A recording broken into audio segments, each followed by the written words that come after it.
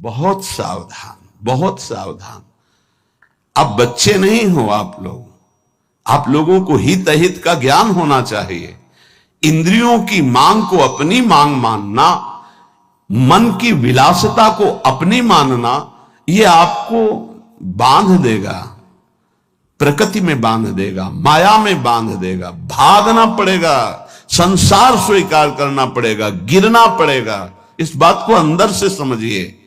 आपको बहुत मजबूत रहना है। अभी तो माया ने कोई प्रश्न ही नहीं किया आपके सामने। अभी तो सिर्फ पढ़ाई चल रही, तब आप भागते हो अंदर से, बाहर से चाहे हमारे नजदीक भले दिखाई दे रहे हो। और जिस दिन प्रश्न आया तो आप समझ कितने नंबर आएंगे आपकी परीक्षा के। पहले ही आप मांग कर रहे हो जगत की, तो जब प्रश्न आएगा कि एक तरफ जगत का आकर्षण, एक तरफ प्रभु का आकर्षण, तो आप उत्तर क्या दे पाओगे? क्योंकि पहले ही जगत का आकर्षण है, इसी को तो मिटाना है। नहीं समझ पा रहे आप, इसी को मिटाना है आपको। जथा लाभ संतोष सदा काहू सो कछु न चाहूंगा। जैसे मेरे प्रभु रखे वैसे रहूंगा, कभी कोई चाह नहीं करूंगा। सच्ची मानिए, यदि आप सतमार्ग में चल रहे हैं तो कोई चाह नहीं रहे। जैसे आपसे पूछा जाए क्या आप पसंद करते हैं, नहीं बोलिए आप क्या पसंद करते हैं, किशोरी जी का नाम दे दीजिए हमें, इसमें रति हो जाए। नहीं, वैसे क्या पसंद करते हैं? किशोरी जी का धाम, दिव्य वृंदावन मेरे नेत्रों में झलकने लगे, दे दीजिए आप। इनकी शिवा आपकी हृदय की मांग आपको फंसा देगी। इस शब्दों को पकड़ लीजिए। सत्संग के शब्दों को आप नहीं पकड़ते। आपका मन जब विपरीत चिंतन करता है तो आप कीर्तन कीजिए, वाणी जी का उच्च स्वर से गायन कीजिए। एक बार जीत गए तो 1000 बार इसको पटक दोगे मन को, एक बार हार गए तो 1000 बार पटकी लगाएगा आपको। आप समझो, आप किसी विशेष कृपा से आप चल रहे हैं। अगर इस विशेष कृपा की अवहेलना करेंगे तो आपका परमार्थ रुक जाएगा। पूज्यपाद श्री उड़िया बाबा जी महाराज से स्वामी अखंडानंद जी महाराज प्रश्न करते हैं, बाबा यदि कोई हमारे गुरु और इष्ट की निंदा कर रहा है तो हमारा क्या कर्तव्य बनता है? यदि कोई हमारे गुरुदेव की इष्ट की निंदा करता है तो हमारा उस समय क्या कर्तव्य बनता है? उत्तर, उस उपासक को चाहिए कि उसके सामने जो इष्ट की निंदा या गुरुदेव की कर रहा है वहां से तत्काल हट जाना चाहिए। कभी भी दोबारा उसके पास नहीं बैठना चाहिए। नीति कहती है कि सहन नहीं करना चाहिए, लेकिन प्रीति कहती है कि उठ के चल देना चाहिए, लड़ाई झगड़ा नहीं करना चाहिए। बहुत ये व्यवहार की बहुत काम की बात है। प्रायः ऐसा संयोग मिलता है कि हमारे इष्ट और गुरुदेव की अवहेलना करने वाले हमारे रिश्तेदार, नातेदार, संबंधी ही होते हैं, माता या पिता या ऐसे। क्यों होते हैं? क्योंकि जब उनका कोई संबंधी भगवत मार्ग में चलता है तो फिर उनकी भावनाओं के विरुद्ध हो जाता है। अगर वो उनकी भावनाओं का ही केवल पोषण करने लगेगा तो इष्ट गुरु से विरुद्ध हो जाएगा, पक्का, आगे चल के देख लेना। और जब इष्ट गुरु की भावना में वो पुष्ट होता है तो उनकी लौकिक भावनाओं को वो कुछ भी नहीं गिनता।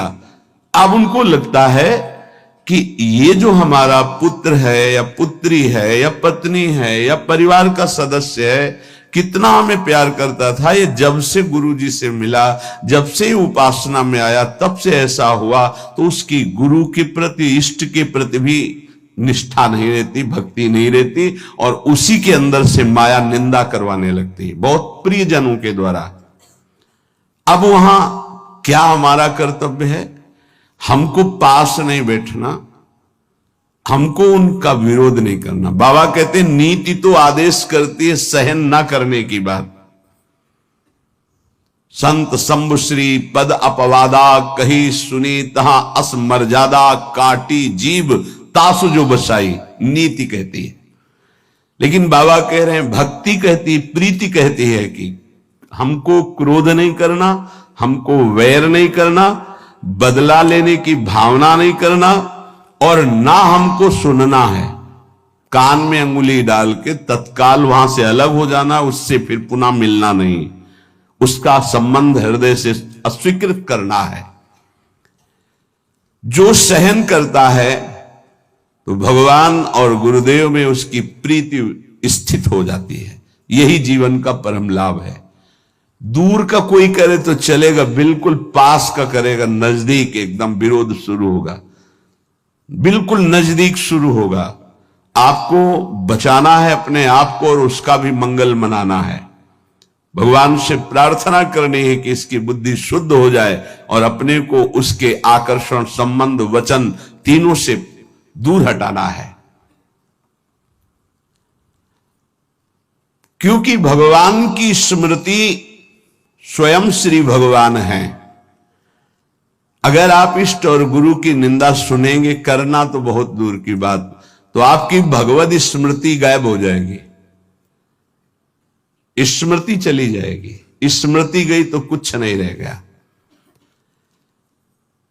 यहां तक कि उपासक को भगवान से भी बढ़कर भगवान की स्मृति पर भाव रखना चाहिए। यस्य स्मरण मात्रेण जन्म संसार बंधनात्, जिनका स्मरण मात्र संसार में जन्म मरण के चक्र से मुक्त कर देता है, उन प्रभु की स्मृति को प्रभु से भी बढ़कर के मानना है। कोई कहे प्रभु से बढ़कर कैसे हो सकता है? तो प्रभु तो हमारे हृदय में है, लेकिन उनकी स्मृति नहीं है, तो नाना प्रकार के विकारों में हम बंधे बह गए। और जिस दिन से गुरु कृपा से भगवत स्मृति जागृत हुई, तो हमें सुख मिला, शांति मिली, विश्राम मिला। दुख प्रभु नहीं दूर किए, प्रभु तो सबके हृदय में बैठे हैं। प्रभु की स्मृति, भजन ने दुख दूर किया। गोस्वामी जी ने भी लिखा है कि सबके हृदय अछत अविकारी, सकल जीव जग दीन दुखारी, तहां वेद अस कारण भाखा। वहां वेद ऐसा कारण बता रहे कि भगवान तो सबके हृदय में अछत अविकारी सुख सिंधु विराजमान है, पर जीव सब दीन दुखी हो रहे हैं, विषयों के प्रति दीन और दुखी हो रहे हैं। उसका कारण क्या है? भजन नहीं है। भगवान के होते हुए दुख निवृत्त नहीं हुआ, लेकिन जे भी भजन प्रारंभ हुआ भगवत स्मृति, वो दुख को जड़ से मिटा दिया। इसलिए भगवत स्मृति भगवान से भी बढ़कर, ऐसे भगवान की स्मृति देने वाले गुरुदेव और जिनकी स्मृति ऐसे हमारे आराध्य देव, अगर इनकी कोई निंदा करे तो मेरा प्रिय कैसे हो सकता है? माया जहां पे एकाग्रता करके प्रभु में लगने की कोशिश करेंगे तो विविध रूपों में आकर आपको आकर्षित करेगी। आप आकर्षित ना हो, आप विरोध से परास्त ना हो, आप अपनी भक्ति को पुष्ट रखें। जो जीव मेरा और तेरा, मैं और मोर, इसी को महत्व दे रहा है, वो भगवान से प्यार नहीं कर सकता। क्योंकि भगवान से प्यार करने के लिए इस मेरा और तेरा को, लौकिक शब्द को मिटाना पड़ेगा। मैं सिर्फ प्रियालाल का हूं, प्रियालाल मेरे, बस ये हृदय की स्थिति होनी चाहिए। देख लीजिए, प्रभु में ऐसी स्थिति, अनन्य चिंतन तभी हो सकता है जब हृदय में बात आ जाए कि मैं प्रभु का, प्रभु मेरे, बस सिर्फ प्रभु मेरे। प्रभु का वैभव रचा हुआ नहीं, प्रभु का जो भी है वो उससे मेरा संबंध नहीं, प्रभु से संबंध है। प्रभु का रचा हुआ तो अखिल ब्रह्मांडों में रजोगुणी लीला हो रही, तमोगुणी लीला हो रही, सतोगुणी लीला हो रही, नहीं, हमें प्रभु चाहिए, ये लीला नहीं, ये माया नहीं।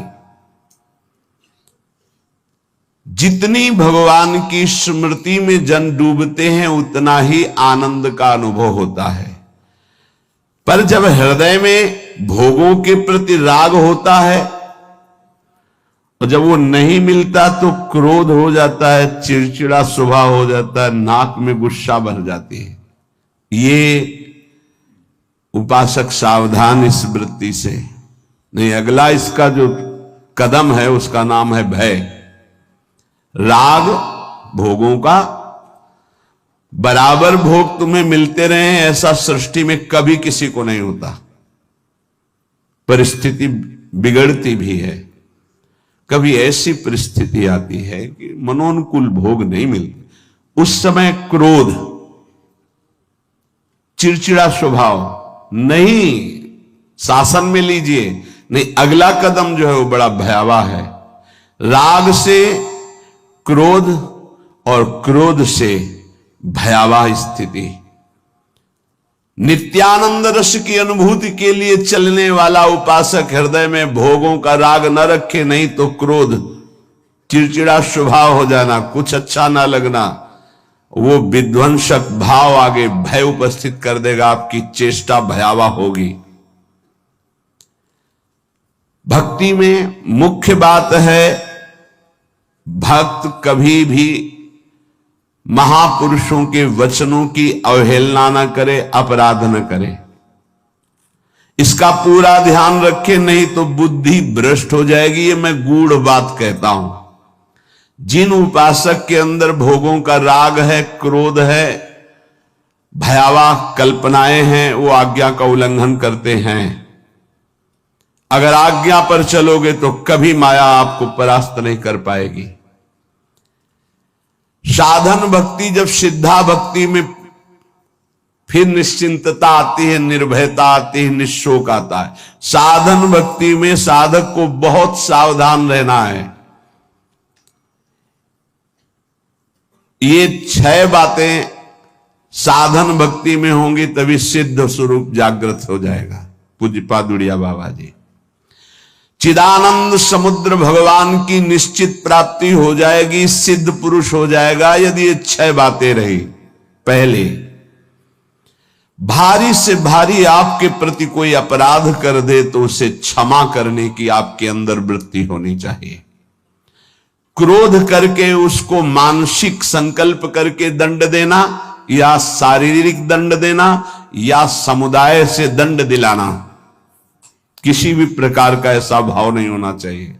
जैसे आप भजन करते हैं, आपके मन में संकल्प बना कि तुमने हमारा अपमान किया है, तुम्हें भगवान देख लेंगे, भोगोगे, तो यदि भजन बल है तो लागू हो जाएगा उस पर और वो कष्ट भोगेगा पक्का। लेकिन वो तो कष्ट भोगेगा शारीरिक, पर आप खाली हो गए और अब भजन की वो वृत्ति आएगी नहीं, क्योंकि आप सिद्धांत से गिर गए।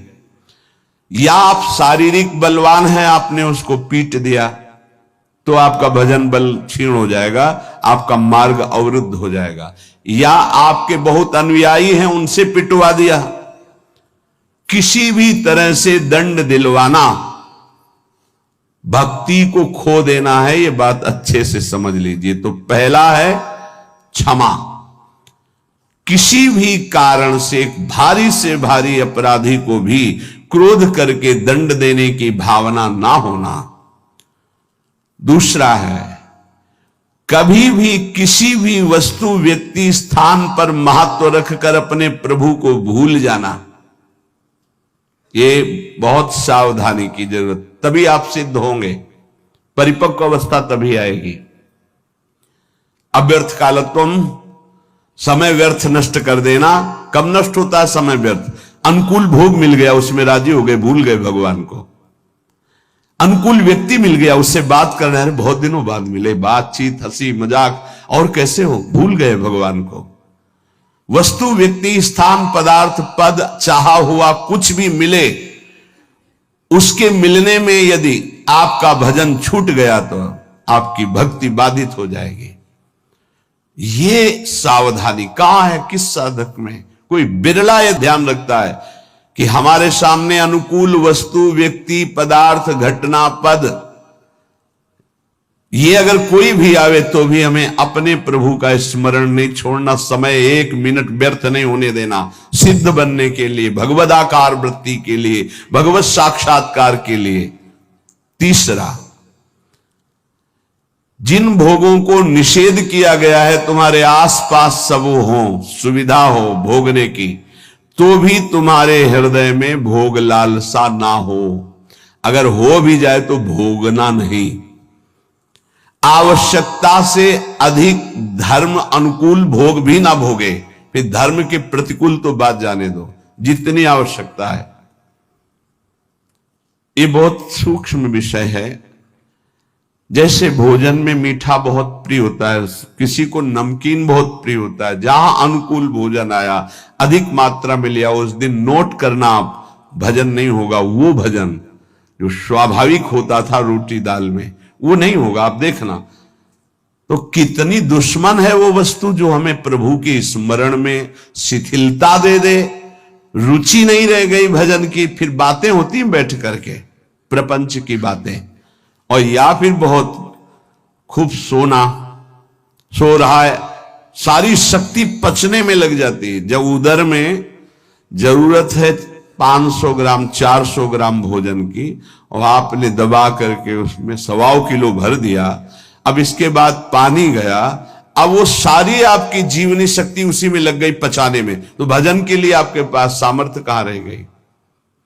बार बार जमवाई लो, बार बार टहलो, बार बार लेटो, क्योंकि वो पच जाए ना। अब वो कि बर्बाद ना हो, तुम ही हो भारत में सार्थक करने वाले, और तो जीव है ही नहीं भाई। और भी तो पशु पक्षी, तुम अपनी केवल हो, तुम उतना ही सेवन कीजिए, वो कोई और पालेगा, पशु पक्षी पालेंगे, कुछ चीज बर्बाद नहीं। आप छोड़ दीजिए, उसमें चींटियां लग जाएंगी, वो चींटी पालेंगी, बहुत से कीट पतंगे वो पालेंगे। आप ऐसा ना सोचे कि बर्बाद हो। तो उपासक को पदार्थ, वस्तु, व्यक्ति, हमें किसी व्यक्ति से इतना प्रेम नहीं कर लेना कि वो उसके मिलने पर प्रभु का विस्मरण हो जाए। ये बहुत सूक्ष्म बातें महापुरुषों के द्वारा शोध कर कही गई हैं। चौथा, सम्मान सबको बहुत प्रिय है, बहुत प्रिय है। सम्मान किसको अच्छा नहीं लगता? पशु पक्षी को भी अच्छा लगता है सम्मान। पुचकार कर, दुलार करो, प्यार करो, सम्मान दो। जो भगवत मार्ग में सिद्धावस्था को प्राप्त होना चाहता है, सम्मान को जहर की तरह देखे और नीच पुरुषों द्वारा की हुई अपमान को अमृत के समान पान करके निराभिमानी बन जाए। चौथी बात है, देखो परमार्थ को तो समझना ही पड़ेगा। ये बहुत जहरीली बात है। सिद्धावस्था ऐसे प्राप्त नहीं। पहला, तुम्हारा कोई किसी भी तरह से अपराध करे, तुम्हें क्षमा करना है। ना मानसिक, न शारीरिक, न वाचिक, न व्यवहारिक, किसी भी तरह का उसको दंड देने का विधान, यद्यपि सामर्थ्य है फिर भी नहीं। पहला। दूसरा, कभी भी किसी भी वस्तु, व्यक्ति, स्थान के आकर्षण में प्रभु को नहीं भूलना। यह तुम्हारे ऊपर शर्त है। तुम्हारे सामने कोई व्यक्ति आए, वस्तु आए, पदार्थ आवे, घटना आवे, प्रभु को नहीं भूलना। अंदर राधा राधा राधा। किशोरी जी से बढ़कर प्रिय कौन हो गया, जिससे अगर प्रभु को भूल जाते हैं तो वो बड़ा हो गया, प्रभु छोटे हो गए। वो पदार्थ बड़ा हो गया, वो संपत्ति बड़ी हो गई, वो व्यक्ति बड़ा हो गया, वो घटना बड़ी हो गई जिसने प्रभु को भुलवा दिया। नहीं। तीसरा, विविध प्रकार की भोग सामग्री आसपास फ्री भोगने के लिए हो, फिर भी नहीं भोगना, क्योंकि हमें भगवत साक्षात्कार करना है। अनुकूल धर्मयुक्त भोग भी उतना भोगना है जिससे हमारा भजन चले। जैसे खान पान, विश्राम उचित। सम्मान सबको प्रिय होता है, अपमान सबको दुखद होता है। भक्त को अपमान अमृत के समान लगता है, सम्मान विष के समान लगता है। उल्टा, वो निराभिमानी होता है। पांचवा, इष्ट देव के चिंतन में व्यभिचार नहीं होना चाहिए। व्यभिचार ये परिपक्व भगवत साक्षात्कार की बात है, साधारण साधक की, प्रारंभिक साधक की बात नहीं है। 4 बार शिव जप लिया, 5 बार अमुक जप लिया, फिर जप लिया, ये जप लिया, वो जप लिया, नहीं। केवल अपने इष्ट देव में ही। अगर शिव है तो शिव संबंधी, राम तो राम संबंधी। अब ये सिद्धावस्था की तरफ जा रहा है साधक। यहां खिचड़ी नहीं होगी, यहां सीधे एक वृत्ति केवल अपने इष्ट देव की, उन्हीं का स्वरूप, उन्हीं का सेवा, उन्हीं का नाम जप, उन्हीं के गुण कीर्तन, उन्हीं के प्रेमियों से मिलना, इष्ट मिले और मन मिले, तभी परिपक्व सिद्धावस्था को प्राप्त होंगे। छठवां, सदगुरु की शरण में रहकर उनके बताए हुए मार्ग से चलना, सिद्धावस्था। यह बहुत कठिन है, बहुत कठिन है। सदगुरु की आज्ञा में जो जीवन दे दे, बहुत कठिन है। कल एक उपासक कह रहे थे कि हम बहुत प्रयास करते हैं, वर्षों हो गए करते हैं, लेकिन अभी यही निश्चय नहीं कर पाए कि मुझे जाना कहां है, जपूं क्या, निरंतर क्या करूं। गुरुदेव का वर्ण किया, बोले नहीं तो पूरा जीवन व्यतीत हो जाएगा, निर्णय थोड़ी कर पाओगे। ये निर्णय तो गुरुदेव के द्वारा होता है। जो गुरुदेव ने नाम दिया, जो साधन बताया, आजीवन उसी में। गुरु प्रदत्त इष्ट के विग्रह में, छवि में, नाम से